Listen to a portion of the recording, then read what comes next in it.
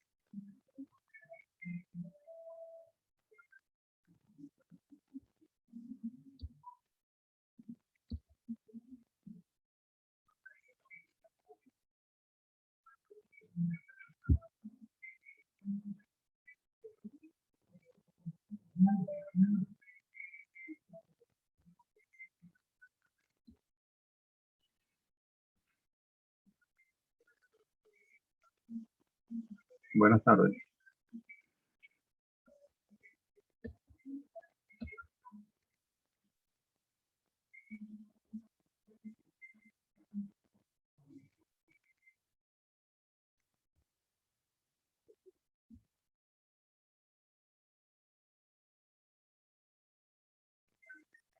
Bueno, esperaremos unos minutos para ver si alguien más entra.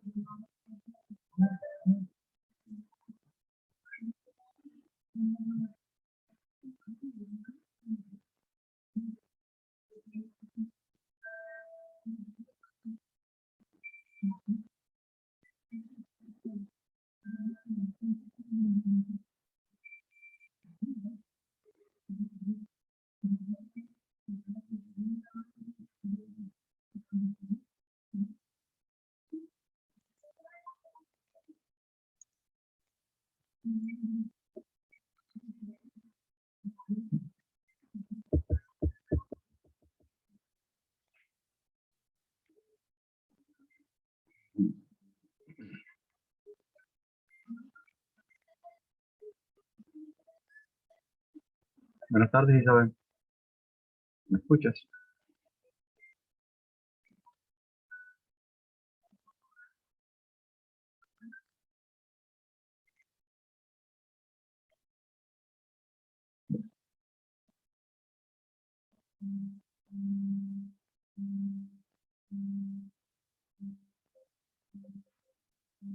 Bueno, esperar unos 2 minutos más antes de que para empezar.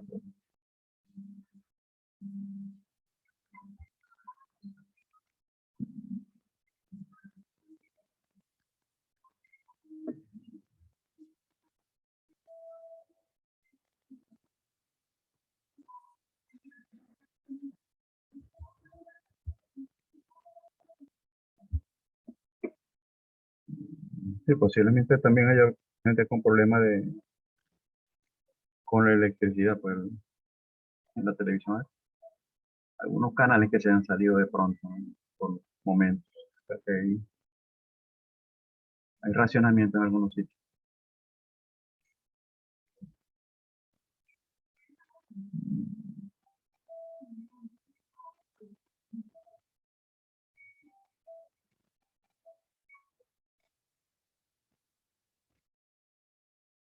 Compartir pantalla entonces.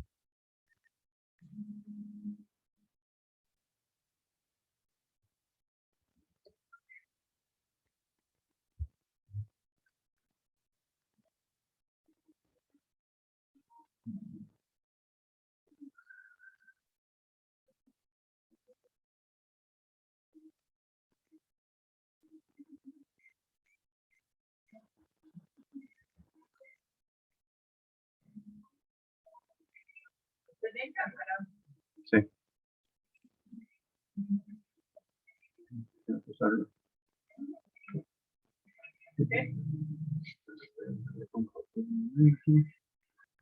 Ya.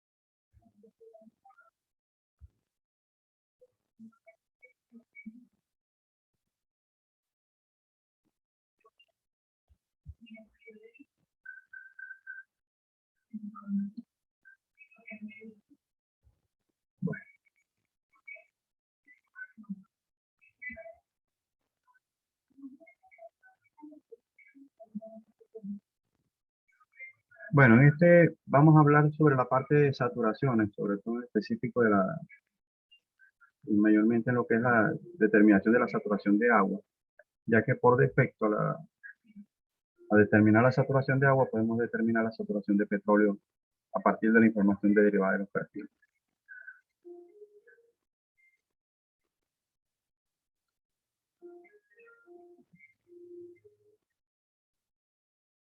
Esta gráfica más o menos muestra cómo es una distribución cómo puede ser la distribución de fluidos en el medio poroso. La parte gris corresponde a los granos, la parte celeste al agua, el petróleo y el gas. ¿Cómo pueden estar distribuidos dentro de la distribución de saturaciones dentro del yacimiento? La distribución de saturaciones va a depender mucho de las propiedades capilares. ¿Okay? Y el diámetro de poros, la conectividad entre ellos y las presiones capilares.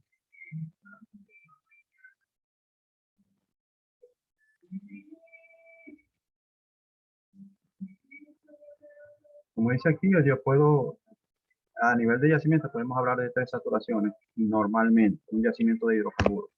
Podemos hablar de una saturación de petróleo, una saturación de gas y una saturación de agua.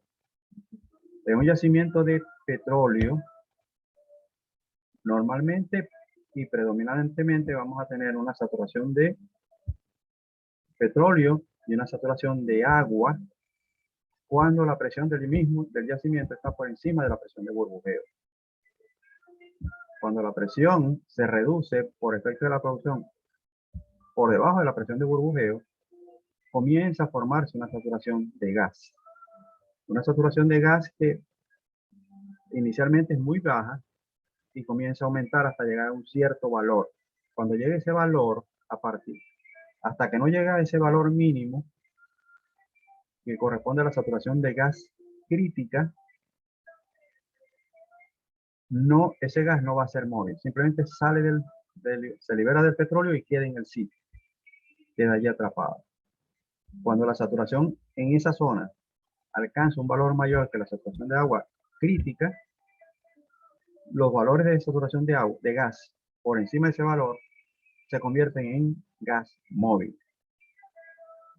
el agua, de la saturación de agua, una parte va a ser móvil, una parte va a ser inmóvil, igual que de la saturación de petróleo. Una parte de esa saturación de petróleo va a ser móvil y otra va a ser inmóvil. Todo depende en qué poros esté ese fluido determinado. La sumatoria de la saturación en un momento dado debe ser igual a 100%, si lo vemos en porcentaje, o a 1 si lo vemos como fracción.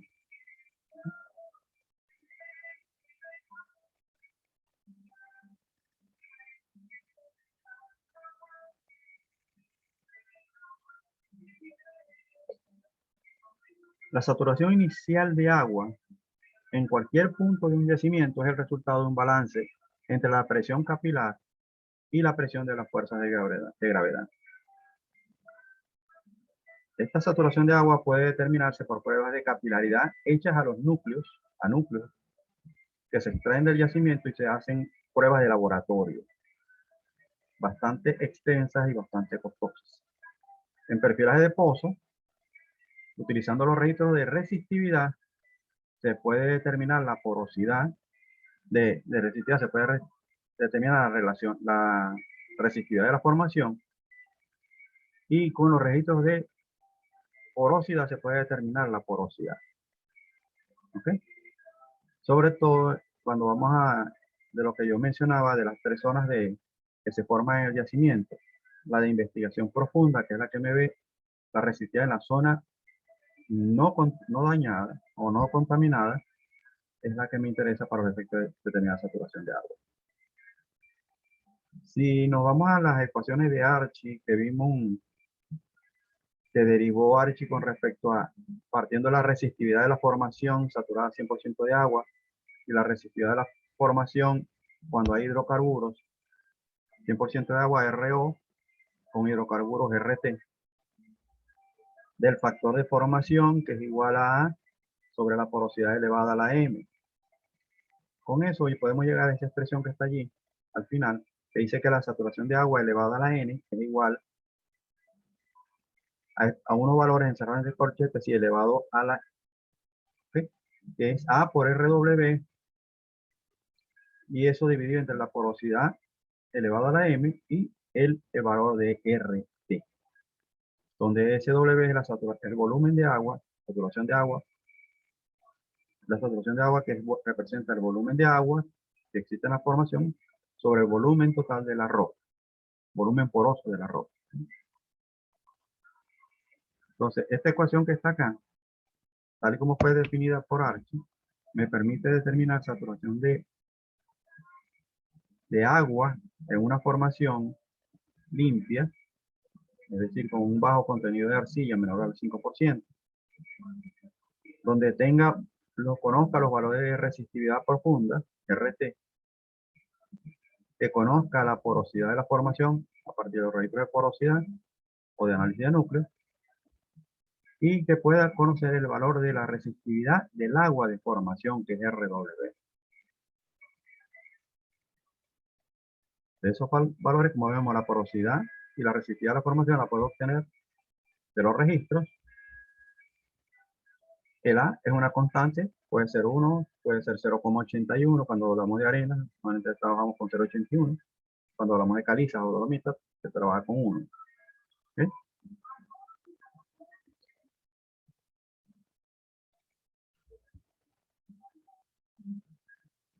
La saturación de agua irreducible o la saturación de agua crítica, si lo ponemos desde el punto de vista de gas, la saturación de agua irreducible representa la saturación de agua que no puede ser desplazada. Normalmente se corresponde a la que está adherida a los granos y no tiene movilidad. Para determinarla, normalmente hay que hacer pruebas de laboratorio de presiones capilares y análisis de permeabilidades relativas, agua-petróleo. Ese valor puede variar entre 5 en formaciones de granos muy gruesos hasta 45% en formaciones de granos muy finos, es decir, con valores de porosidad muy bajos. La saturación de hidrocarburos irreducible es la fracción de hidrocarburos que no puede ser desplazada por métodos convencionales de producción. Se obtiene a partir de pruebas de laboratorio también. ¿Ok? Esta puede también variar entre un 30, puede ser 40. Aquí también la densidad del hidrocarburo tiene mucho que ver con respecto a la saturación residual de petróleo. O sea, cuando estamos hablando de crudos pesados, la saturación residual tiende a ser muy elevada. Puede ser más del 60%.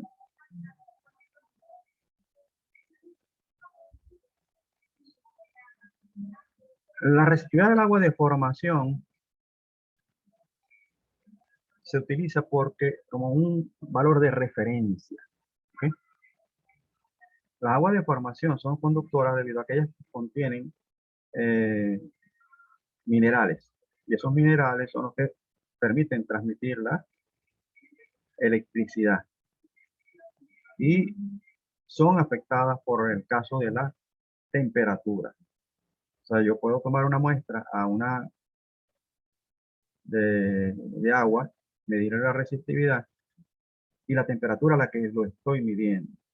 Si yo necesito ese valor a una temperatura diferente, tengo que corregir o volver a repetir el experimento calentando el agua a esa temperatura, o puedo utilizar la expresión que está allí, donde R2 es igual a R1 multiplicado por T1 más 6,77, y eso se divide entre T2 más 6,77. ¿Quién es T1? T1 es la temperatura a la cual conozco un valor de resistividad del agua, en este caso R1. ¿Y quién es T2? La temperatura a la cual necesito conocer la resistividad del agua. ¿Sí?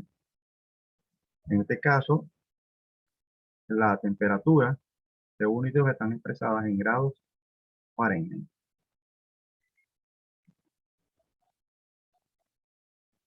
Es importante que lo recordemos, pues en un pozo normalmente vamos a tener una gran cantidad de formaciones dentro de un periodo geológico y vamos a disponer posiblemente no más de una muestra de agua a una temperatura X, y vamos a necesitarla para cada una de las formaciones que vamos a evaluar.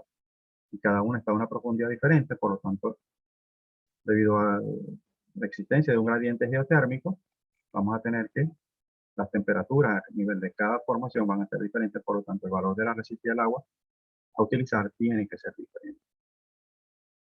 En el caso de los valores de RT, yo no necesito corregirlos por temperatura. ¿Por qué? Porque los valores de RT que estoy obteniendo de los registros ya están medidos a la temperatura a la cual está la formación.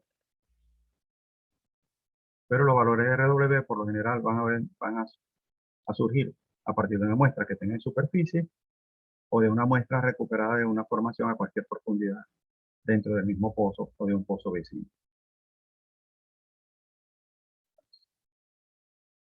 Una de las cosas, si vemos a la ecuación que vimos para calcular saturación de agua, que vimos al principio, uno de los parámetros que necesito es RW. Entonces, tengo que ver cómo puedo yo obtener el valor de RW. Entonces, ¿cómo puedo determinar la resistividad del agua de formación? RW. Lo puedo hacer de análisis físico-químicos a una muestra representativa de agua de formación.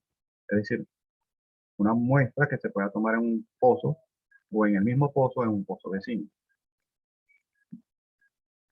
Puedo utilizar el registro de potencial espontáneo, SP, el registro de resistividad y el registro de porosidad para determinar un valor de RW. Puedo aplicar técnicas gráficas como Mingle y Pickett para poder determinar valores para RW, el valor inicial. Acuérdense que lo que necesito es determinar un valor. Una vez que tengo un valor, puedo utilizarlo para corregir o hacer cálculos de saturación de agua en formaciones del mismo periodo y edad geológica. ¿Qué quiere decir con esto? Un pozo puede establecer diferentes capas correspondientes a diferentes periodos geológicos. Pueden ser eoceno, puede ser mioceno, que es la parte más temprana, Paleoceno, Cretácico. La característica del agua de salinidad, del agua de formación en cada uno de esos periodos es diferente porque el ambiente de depositación de eso fue diferente. Entonces, para cada periodo geológico o formaciones de más o menos etapas cercanas en su periodo de depositación, se puede utilizar una muestra de agua de formación. Pero para cuando se trata de otro periodo, otras capas que no corresponden al mismo proceso de sedimentación, hay que buscar otra fuente para la muestra de agua de formación.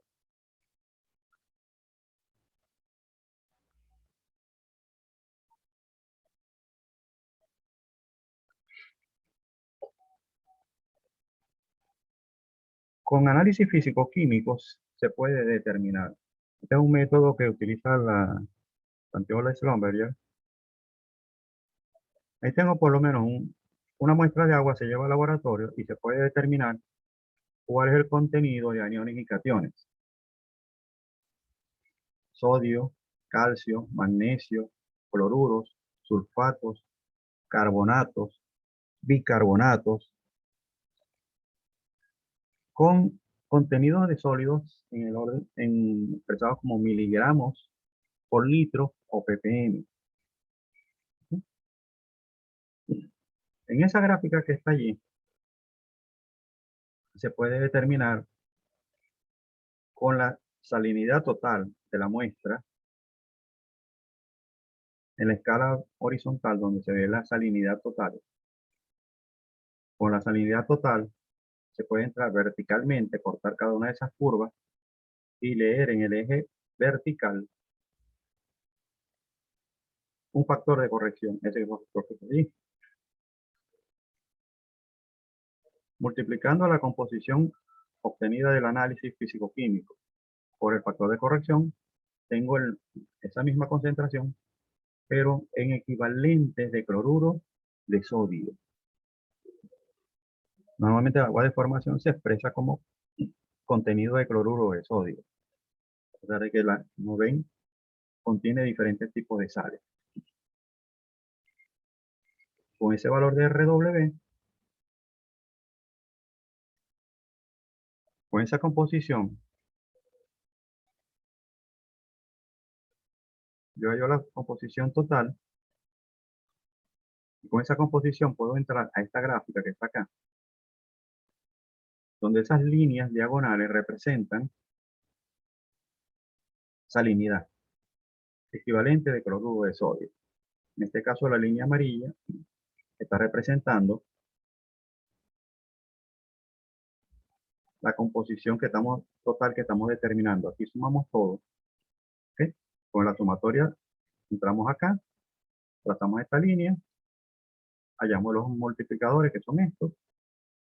Para sodio y para cloruros, el factor de corrección siempre es 1. O sea, esos son directos. Yo no tengo por qué determinarlo aquí. Es más, corresponde a esta línea que está acá. Y si ven el valor del cloruro de sodio, es esta línea horizontal, en el valor de 1. Pero para el cloruro y para el sodio no es necesario determinar. Entonces, una vez que termino este valor, hallo la sumatoria. Con la sumatoria, yo puedo entrar una de estas y podemos ver en qué tengo. Entonces, dentro de esta son mi línea. Abajo tengo temperatura. Entro con una temperatura y ahí, en esta hora.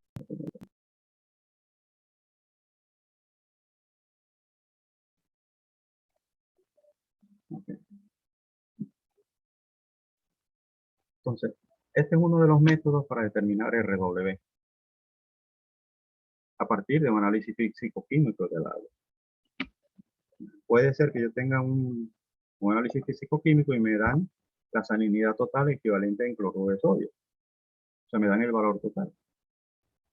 Si lo tengo, pues tengo que trazar la línea y con las temperaturas que quiera, puedo determinar el respectivo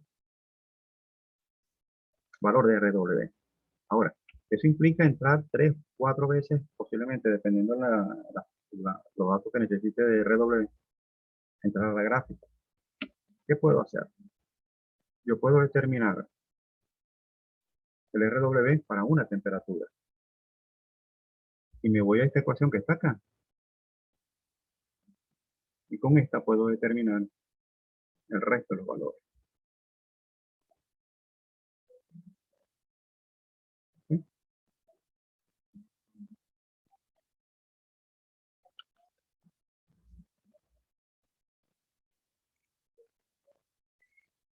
Ok, vamos a empezar por aquí primero. Esta ecuación que está acá. Temperatura de yacimiento es igual a temperatura de superficie más el gradiente geotérmico por la profundidad dividido entre 100. Es decir,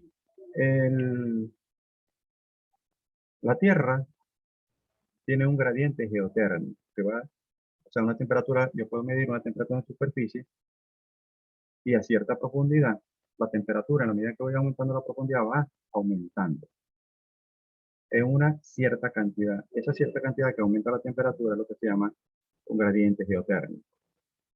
¿Sí? Entonces, ¿qué pasa? Si yo hago un perfil, un registro, normalmente los registros llevan lo que llaman un registro de máxima temperatura. Es decir, ellos indican la máxima profundidad que él alcanza, que la herramienta alcanza.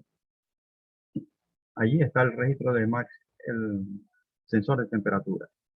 Y él va a indicar cuál es la temperatura que él registró a esa profundidad.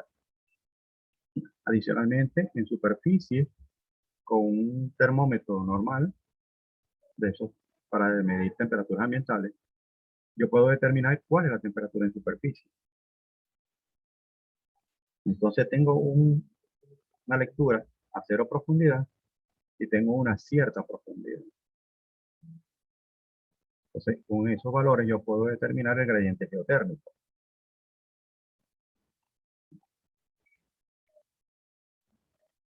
De esto podemos hablar un poquito después, pero con esto yo puedo determinar cuál es la temperatura en cualquier punto del pozo.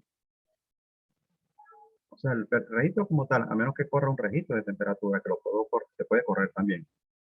Un registro de temperatura me puede dar la temperatura a cualquier profundidad. Entro allí, puedo leer la temperatura en el pozo. ¿Ok? Que es la misma temperatura que está viendo el perfil en el momento que está tomando las lecturas de resistividad y todo eso.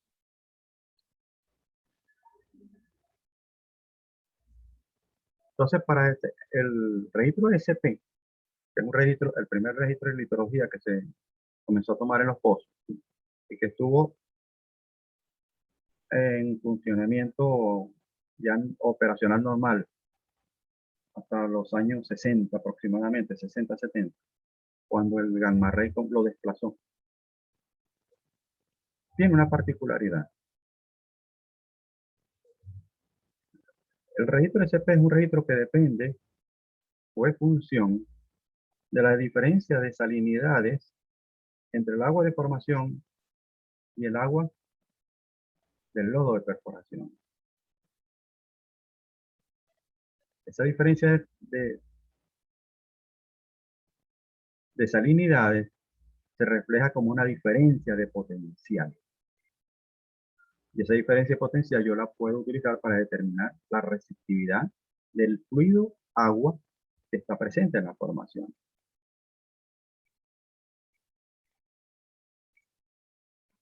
Entonces, tengo un problema con la lámina para verlo. Se me está haciendo complicado. Okay. Pero vamos a más o menos a dar una generalidad. Esta parte de cómo determinar el RW lo voy a trabajar también a través de un chat en WhatsApp, que podamos ir un poquito más en detalle para poder utilizar, e inclusive con la parte de hacer ejercicios con esto. Entonces, hay unas reglas de cómo determinar el valor de RW, que parte de este RW equivalente. Este RW equivalente que yo voy a obtener de los datos del registro SP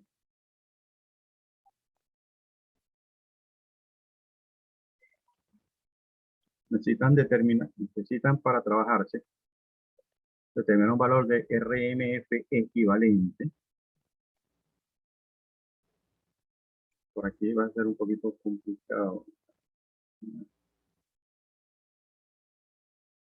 Como lo ven aquí, temperatura y asiento SSP, tengo que hallar un cociente que se llama RMFE sobre RWE. Resistividad del lodo, del filtrado del lodo equivalente y resistividad del agua de formación equivalente. Entonces, para el RMFE se aplican estas reglas, está acá. Una de las cosas que vamos a ver aquí, SP2, el SP2,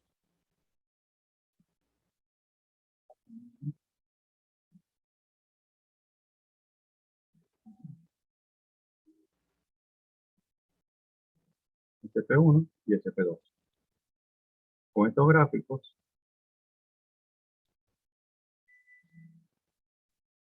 con el registro SP y siguiendo estas reglas para la parte de determinar el valor de RMF, se puede obtener también el RW. Esa es otra de las opciones que se pueden utilizar. Y esto son las técnicas gráficas de Piquet, donde se pueden tomar varios valores de RW y además desde el punto de vista histórico. A lo largo de la vida de los pozos se van a tomar muestras de agua. O sea, cuando se toman muestras de crudo, por lo general esto puede traer agua de formación asociada. Entonces, esas muestras de agua se pueden mandar a analizar y conocer, tener la composición. Entonces, podemos tener un análisis físico-químico, más o menos cierta cantidad, y como yo determinar valores de RW para cierta temperatura. Los valores se pueden graficar y se puede determinar cuál es el valor promedio que corresponde a esa formación, por decirlo así. Acuérdense que en este momento estamos partiendo de un valor el que se puede haber tomado en la forma, en una muestra que se haya tomado en una prueba de pozo, o bien de un registro SP. Pero eso es un valor puntual. Si yo quiero tener un valor que me sirva para todo el yacimiento, ¿cómo lo puedo hacer? A través de este tipo gráfico se puede determinar cuál es el valor, el gráfico de Hingley y el de Pickett, se puede determinar cuál es el valor más recomendable de RW para utilizarlo en los cálculos de resistividad del agua de forma.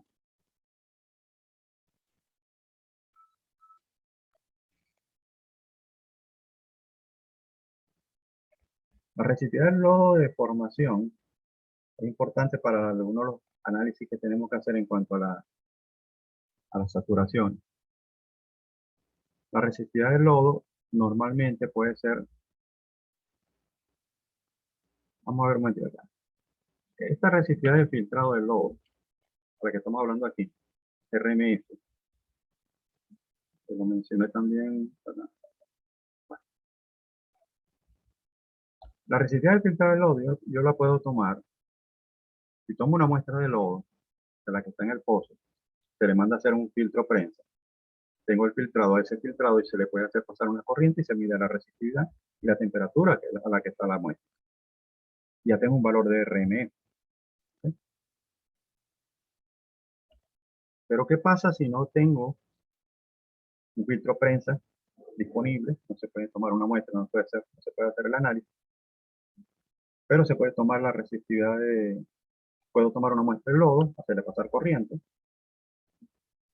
¿okay? Puedo conocer su densidad, puedo conocer su resistividad, como dije antes, Entonces, en función de eso, yo puedo determinar el RM. Y con el valor de RM y la temperatura, yo puedo hallar un valor de RMF. Luego, se puede tomar del filtro prensa, teniendo una muestra de filtrado del filtro prensa, o a partir del valor de resistividad del lodo. Hay una gráfica que tengo que hacerles pasárselas. Vamos a ver que incluyen estas gráficas que están acá. Estas, tengo que pasárselas también por un.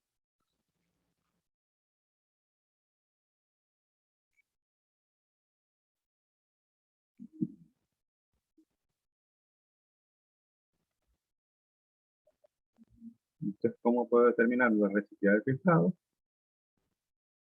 A cualquier temperatura. Yo también la voy a necesitar para poder hacer la evaluación de la formación.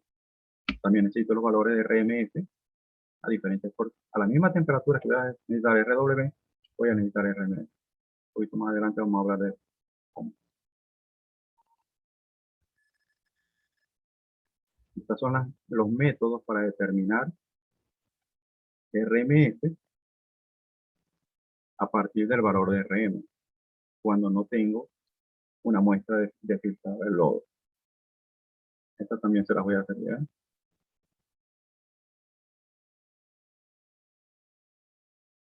Esta parte de estas láminas las voy a pasar por el grupo también.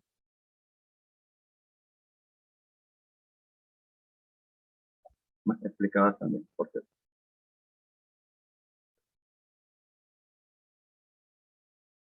El RMC, el revoque de lodo, también se puede utilizar, también es un valor que se puede utilizar para ciertos análisis de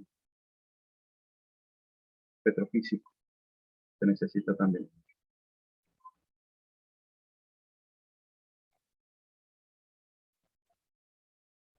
Ok, cálculo de saturación. Como dije, necesito un valor de RMF, necesito un valor de RW. En la zona lavada, que es la zona que está más cerca del pozo, y en la zona virgen, que es la zona que está más lejos del pozo, es decir, donde no ha llegado el filtrado del lodo. Ahí puedo aplicar esas ecuaciones que están allí para determinar la saturación de filtrado y la saturación de agua. Conocida la saturación de filtrado, puedo determinar la saturación de petróleo residual en la zona lavada, que es la zona donde el filtrado básicamente invade más y barre o mueve todo el petróleo móvil que había allí y solamente me queda el residual. Y en la zona virgen, donde no me ha llegado filtrado el lodo, y allí puedo determinar la saturación de petróleo con 1 menos SW. La diferencia entre los dos valores, SO y SOR, es lo que se llama saturación de petróleo movible. Es decir, acuérdense que les acabo de decir, en la zona lavada, simplemente el filtro de lodo barrió todo el petróleo móvil que estaba allí hacia la zona virgen, hacia la zona intermedia y hacia la zona virgen. ¿Okay? Y en la zona virgen tengo lo que es la saturación de petróleo sin filtrado, solamente con el agua de formación. Entonces, esa era la saturación original, esta es la saturación que queda después de ser barrida. Entonces, por lo tanto, por la diferencia de los dos, tengo cuál es la saturación de petróleo que es móvil. ¿Qué pasa con conocer cuánto es el petróleo móvil?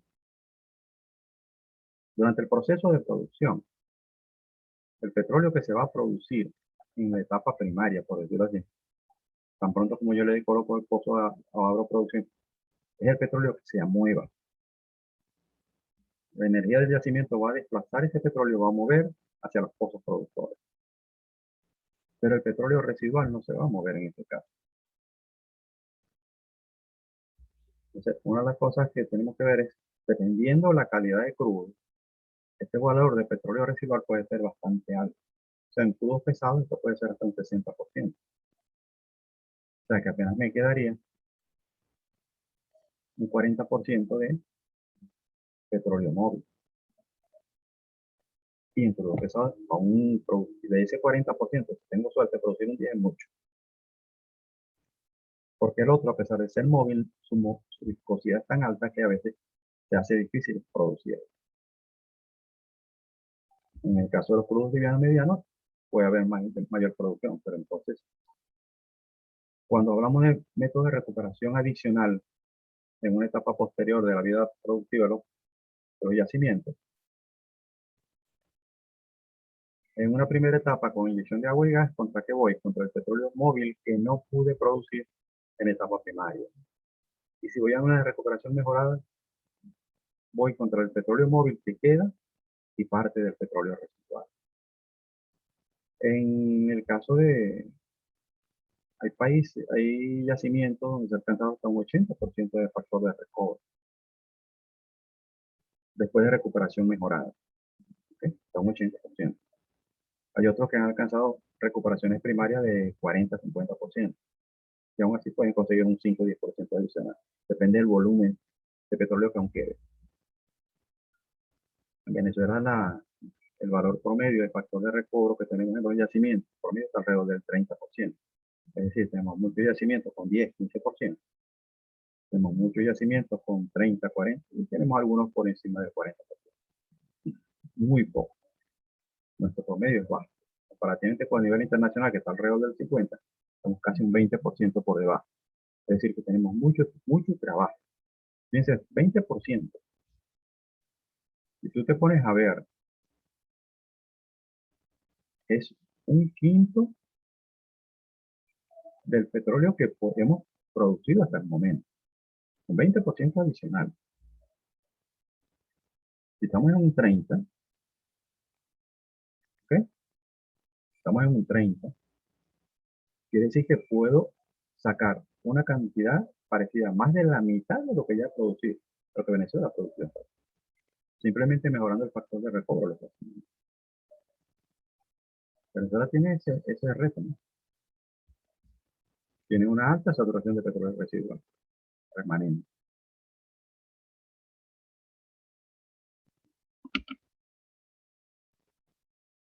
Ahora, como les digo, aquí es necesario que ustedes tengan las láminas y que podamos hablar sobre ellas. Por eso que tengo que pasárselas para que las tengan y podamos conversar más en detalle de esta parte y ya verlo como ejercicio. ¿Alguna pregunta?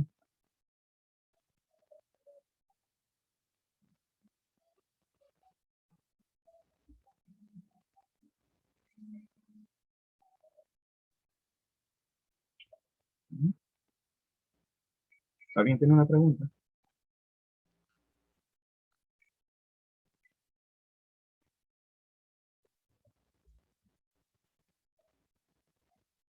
A ver, vamos a dejar de compartir un momento.